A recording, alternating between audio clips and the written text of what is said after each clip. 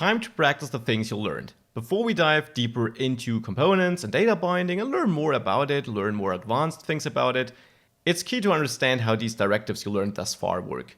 Here are your tasks. I want you to create a button which says display details, and then I want you to add a paragraph below the button with any content of your choice, like for example, secret password equals tuna. Then I want you, and that is something which might be a bit challenging, to toggle the displaying of this paragraph with each button click. So if you can see it, it should be hidden, and the other way around.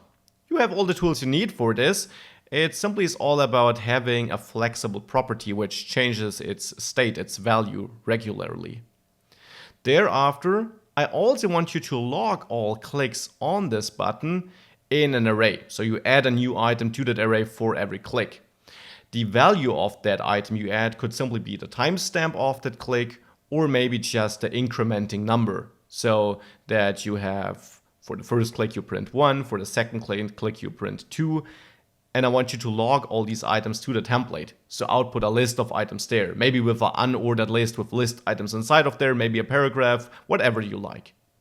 I then want you to style these log items, but only starting after or at the 5th item. So the first 4 items should have no style, no special styling, no background, nothing like that. But the 5th item and all other items coming after that should have a blue background added with ng style and a white text color added with ng class. Now that might also be tricky because you have to determine if it's the 5th item or not, right? Now you can easily determine this when using an incrementing number as an item stored in this array.